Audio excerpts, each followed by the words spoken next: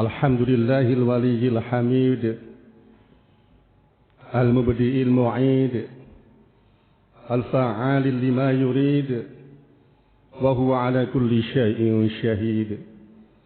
Asyhadu an la ilaha illallah wahdahu la syarika lah, la dhidda wa la nadid, wa asyhadu anna Muhammadan abduhu wa rasuluhu asyraful abid. Allahumma salli wa sallim wa barik ala sayyidina Muhammad wa ala alihi wa ashabihi wa man tabi'ahum bi ihsanin ila yaum fihi syaqiyyu wa sa'id. Amma ba'du fa ya ibadallahi rahimakumullah, usikum wa nafsi bitaqwallahi faqad fazal muttaqun. Kama qala Allah Ta'ala fi kitabihil karim, a'udzu billahi minasy syaithanir rajim. Ya ayyuhalladzina amanu taqullaha wa qulu qawlan sadida yuslih lakum a'malakum wa yaghfir lakum dhunubakum. وَمَنْ يُطِعِ اللَّهَ وَرَسُولَهُ فَقَدْ فَازَ فَوْزًا عَظِيمًا. وقال النبي صلى الله عليه وسلم: اتق الله حيثما كنت وأتبع السيئة الحسنة تمحوها وخالق الناس بخلق حسن. صدق الله العظيم وصدق رسوله النبي الكريم. Hadirin saudaraku kaum muslimin sidang Jumat rahimakumullah. Alhamdulillah, hari ini kita sudah berada di tahun baru Masehi 2023. Bertambahnya tahun ini tentu usia kita juga bertambah. Dan yang pada akhirnya perjalanan hidup kita ini akan kembali kepada Allah Subhanahu wa taala. Di sanalah nanti akan diperhitungkan segala amal perbuatan kita atau akan dihisab. Untuk itu, sebelum kita menghadapi hisab Allah itu dalam renungan tahun baru ini, mari kita bermuhasabah terhadap diri kita sendiri. Kita hisab, kita hitung-hitung amaliyah kita sendiri. Agar nanti ketika dihisab Allah, mudah-mudahan hisab kita hasilnya baik. Amin Allahumma amin. Dalam rangka muhasabah itu, saya ingin menyampaikan hadis Rasulullah Sallallahu Alaihi Wasallam yang diriwayatkan oleh Imam At-Tirmidzi. Bismillahirrahmanirrahim. La tazulu qadama 'abdin yaumal qiyamah hatta yus'ala an arba'in. Tidak akan pernah bisa melangkah atau melesat dua telapak kaki hamba atau manusia nanti di hari kiamat sebelum ditanya 4 hal. An umrihi fi ma'afna. Yang pertama tentang usianya dipergunakan untuk apa saja. Wa an ilmihi fi ma fa'ala. Tentang ilmunya dipergunakan untuk apa. Wa an malihi min aina iktasabahu wa fi ma anfaqahu. Yang ketiga tentang hartanya diperoleh dari mana dan digunakan untuk apa. Yang keempat wa an jasmihi au jasadihi fi ma ablah. Tentang jasadnya atau tubuhnya dipersembahkan atau digunakan untuk apa saja. Al-hadis al-kamakol, hadis riwayat Imam At-Tirmidzi. Saudaraku, dari hadis ini kita bisa ambil pelajaran bahwa nanti kita semuanya ini akan dimintai pertanggungjawaban oleh Allah dalam 4 hal. Yang pertama tentang usia kita. Dipergunakan untuk apa saja usia itu. Usia ini amanah Allah, titipan Allah, dan Allah tentunya mengharapkan yang dititipkan ini kita gunakan sesuai dengan yang menitipkan. Digunakan untuk hal-hal yang diridhai oleh Allah Subhanahu wa taala. Dalam hal ini Rasulullah pernah menyampaikan kepada kita, khairun nas man tala umruhu wa hasuna amaluhu. Wa syarrun nas man tala umruhu wa sa'a amaluhu. Hadis riwayat At-Tirmidzi. Kata Rasul, sebaik-baik manusia adalah yang panjang usianya dan baik perilakunya. Sejelek-jelek manusia adalah yang panjang usianya, buruk perilakunya. Dalam hal ini tentu kita bisa menilai bahwa usia itu yang penting kualitas. Orang banyak membanggakan usianya panjang, sudah tua. Katakan sudah 80 tahun misalnya. Bahkan sak pantarannya mati kabeh. Dia bangga. Karek aku dhewe kabeh mati. Begitu. Bolehlah berbangga dan bersyukur kepada Allah dalam usia yang panjang, yang tua seperti itu, asalkan perilakunya baik.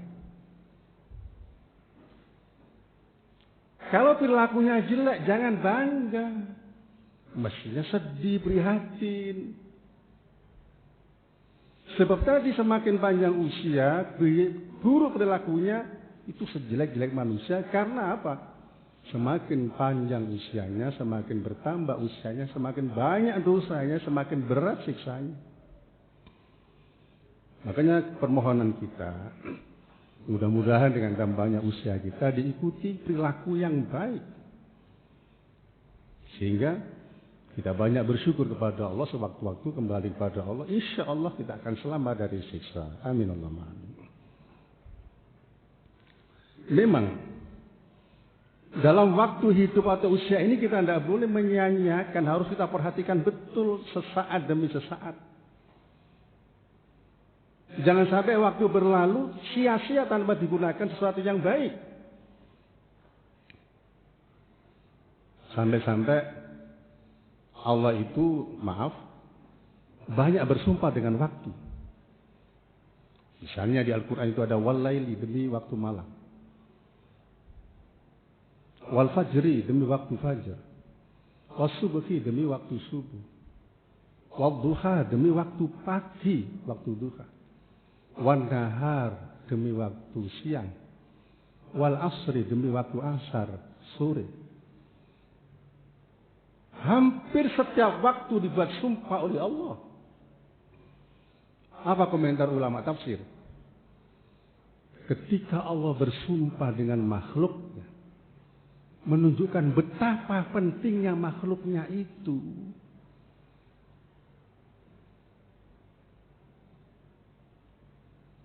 Ada ungkapan yang menarik dari Ibnu Qayyim al-Jauziyah. Idha'atul waqti asyaddu minal maut. Lianna idha'atal waqti tuqti'uka 'anillahi wad daril akhirah. Wal mautu yuqti'uka 'anid dunya. Artinya kurang lebih begini. Menyia-nyiakan waktu itu bahayanya lebih besar daripada kematian. Sebab menyia-nyiakan waktu itu memutuskan Anda dengan Allah dan rumah akhirat. Sementara kematian hanya memutuskan Anda dengan dunia.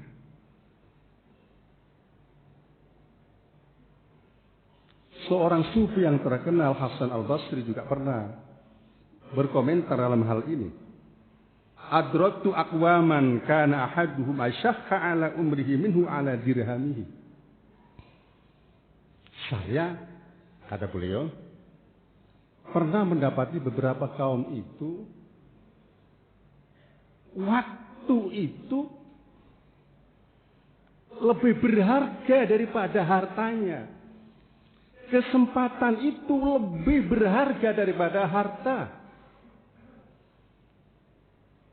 Artinya kehilangan waktu itu lebih sedih. Kehilangan kesempatan lebih susah daripada kehilangan harta. Dalam hal ini saya bisa mencontohkan misalnya yang diceritakan dalam ilmu tasawuf itu. Sayyidina Umar bin Khattab pernah suatu saat itu nengok kebunnya. Begitu kembali dari kebun itu, ternyata orang-orang sudah buyar dari salat jamaah asar. Apa yang ia katakan? Inna lillah wa inna ilaihi raji'un. Begitu. Lalu beliau mengucapkan kalimat yang sangat keras di hadapan para sahabat yang buyaran salat asar berjamaah itu. Wahai kawan-kawanku, saksikanlah semuanya bahwa sejak saat ini Umar bin Khattab menginfakkan kebunnya itu untuk fakir miskin. Coba. Sebagai kafarat dari ketinggalan sholat berjamaah. Jadi bagi Umar bin Khattab ini kesempatan, ketinggalan kesempatan, kehilangan kesempatan sholat jamaah itu lebih berharga daripada kebunnya. Coba. Saudaraku, jamaah muslimin rahimakumullah, ini sekedar contoh. Ada memang beberapa orang seperti itu. Waktu. Mumpung kita masih ada waktu, mari kita gunakan sebaik-baiknya usia kita ini. Yang kedua, yang nanti akan ditanya di hadapan Allah Subhanahu wa taala apa? Ilmu kita. Di sini bukan hanya Pak Yai, Pak Ustadz saja yang ditanya. Bagaimana ilmu fikihmu, ilmu tafsirmu, ilmu hadismu? Bukan. Semuanya ditanya. Karena semua orang itu punya pengetahuan. Bahkan Allah berfirman di surat Asy-Syams itu, fa'alhamaha fujuraha wa taqwaha. Setiap bayi yang lahir ke dunia diberikan kemampuan oleh Allah, pengetahuan untuk membedakan ini baik, ini tidak. Sehingga semua orang akan tahu membunuh itu jelek, mencuri jelek, berdusta itu jelek, menipu itu jelek, menolong orang itu baik, ibadah membaca Quran, sholat itu baik, jujur itu baik. Semua orang mengerti itu. Karena itu ilmu fitrah, ilmu yang dibawa sejak lahir. Belum nanti tambah ilmu-ilmu yang lain ketika ia belajar. Sekali lagi semua ditanya oleh Allah tentang itu. Sudahkah kebaikan yang kamu ketahui itu kamu lakukan? Sudahkah kejelekan yang kamu ketahui kamu tinggalkan? Begitu. Memang sih, untuk ulama-ulama itu lebih banyak pertanyaannya karena lebih banyak ilmunya. Bahkan Nabi pernah bersabda, "Asyaddun nasi 'adzaban yaumal qiyamah 'alimun la yanfa'uhu Allah bi'ilmi." Siksa yang paling berat di hari kiamat adalah terhadap orang yang berilmu tapi tidak bisa memanfaatkan ilmunya. Bahasa Al-Qur'annya kabura maqtan indallah an taqulu ma la taf'alun. Besar kebencian dan murka Allah kepada orang yang bisa mengatakan tidak bisa melakukan. Dan bukan berarti ini meninggalkan orang awam dari ditanya tentang ilmunya, tetap ditanya semuanya. Yang ketiga, apa yang ditanyakan oleh Allah nanti? Tentang harta kita. Dari mana kau peroleh dan dengan cara bagaimana kau peroleh?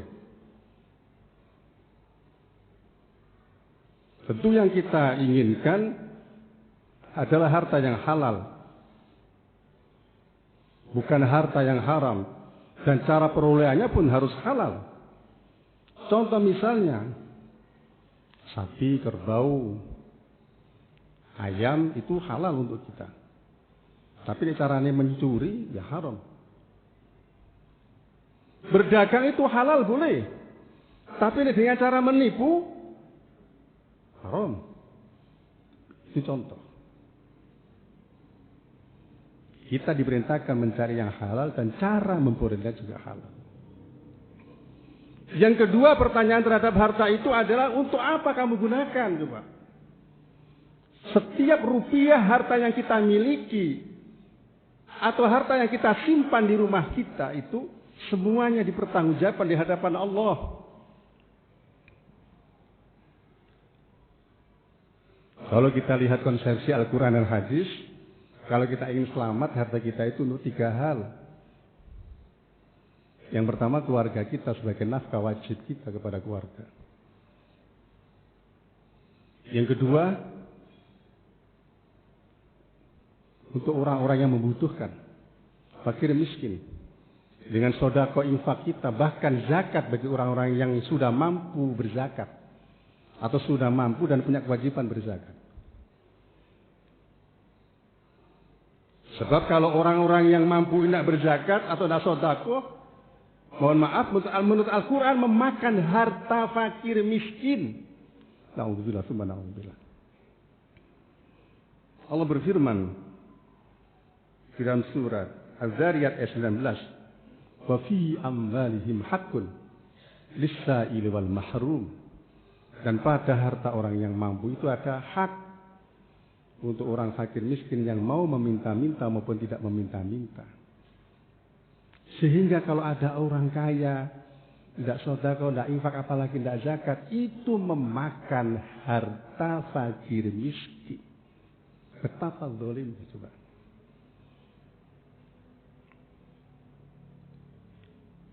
Yang ketiga, harta kita untuk apa? Kita belanjakan untuk kepentingan agama. Dakwah agama, syiar agama, hidupnya agama. Kita infakkan untuk kepentingan masjid, lembaga pendidikan, panti asuhan dan sebagainya. Dan justru menurut Al-Quran ini harta kita yang sebenarnya. Kita tidak bisa membawa mobil kita ke alam kubur. Kita tidak bisa membawa uang kita ke alam kubur. Tetapi semuanya itu bisa menyertai kita kalau harta itu kita infakkan. Akan tetap bersama kita. Apa yang bersama kita? Pahalanya. Jadi kalau kita ingin punya harta yang kekal, tentu sebagian harta kita harus kita gunakan untuk itu.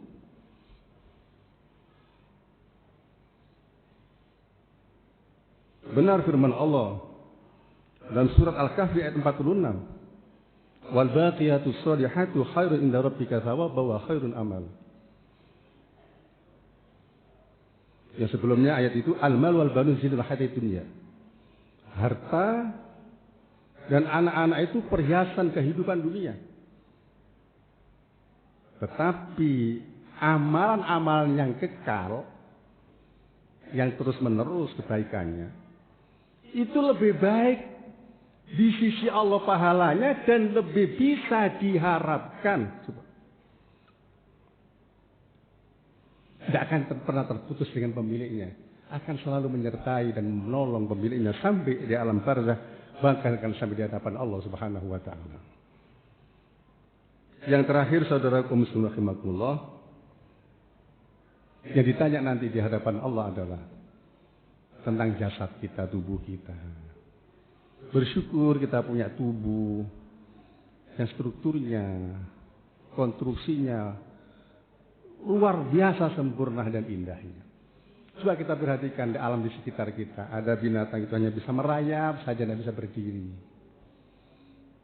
Ada yang bisa berdiri, nggak bisa berayap.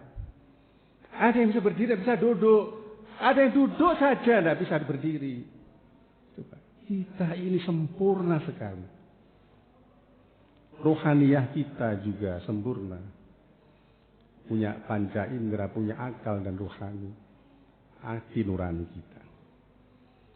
Semua itu diminta pertanggungjawaban oleh Allah Subhanahu wa taala.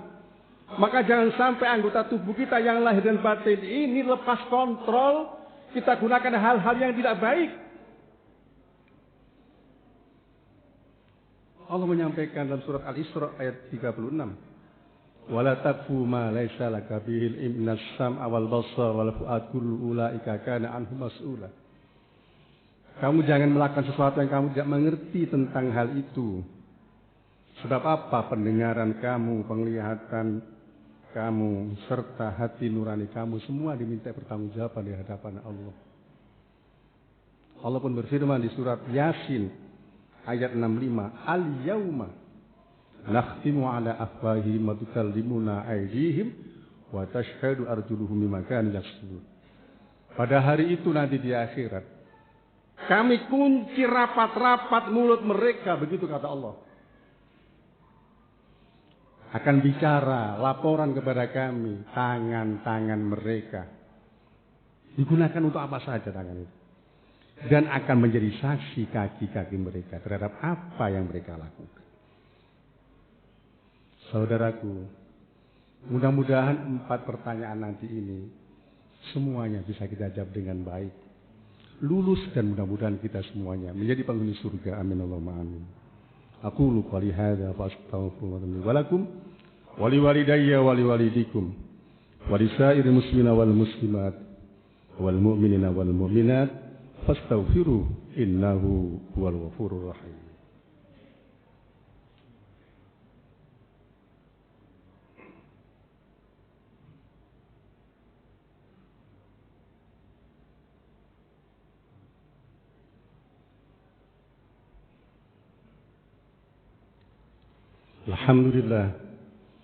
Alhamdulillahilladzi amarna bitaqwa wa nahana 'anil ittiba'il hawa.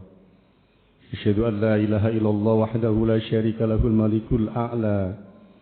Wa asyhadu anna Muhammadan 'abduhu wa rasuluhu nabiyyuhul mustafa. Allahumma shalli wa sallim wa barik ala sayyidina Muhammad wa ala alihi wa ashabihi wa man iqtada bil huda. Amma ba'du fa ya ibadallahi rahimakumullah. أوصيكم ونفسي بتقوى الله اتقوا الله لعلكم تفلحون. قال الله تعالى في كتابه العزيز أعوذ بالله من الشيطان الرجيم يا أيها الذين آمنوا اتقوا الله حق تقاته ولا تموتن إلا وأنتم مسلمون واعلموا أن الله أمركم بأمر بدأ به بنفسه وثنى بملائكته قدسه فقال عز من قائل إن الله وملائكته يصلون على النبي يا أيها الذين آمنوا صلوا عليه وسلموا تسليما. اللهم صل وسلم وبارك على سيدنا محمد وعلى آله وأصحابه أجمعين والتابعين وتابعي التابعين وارض عنا معهم برحمتك يا أرحم الراحمين. اللهم اغفر لنا ولوالدينا ولمشايخنا ولمعلمينا ولجميع المسلمين والمسلمات والمؤمنين والمؤمنات الأحياء منهم والأموات. اللهم أصلح لنا ديننا الذي وعصمة أمرنا وأصلح لنا دنيانا التي فيها معاشنا وأصلح لنا آخرتنا التي إليها معادنا واجعل الحياة زيادة لنا في كل خير واجعل الموت راحة لنا من كل شر. ربنا هب لنا من أزواجنا وذرياتنا قرة أعين واجعلنا للمتقين إماما. اللهم اجعل بلدتنا إندونيسيا بلدة طيبة واجعل رعيتها وأمراءها من الصالحين وارفع عنها البلاء والوباء والفحشاء إنك على ما تشاء قدير. ربنا آتنا في الدنيا حسنة وفي الآخرة حسنة وقنا عذاب النار وأدخلنا الجنة مع الأبرار يا عزيز يا غفر يا رب العالمين. صلى الله على سيدنا محمد والحمد لله رب العالمين. آمين يا رب العالمين.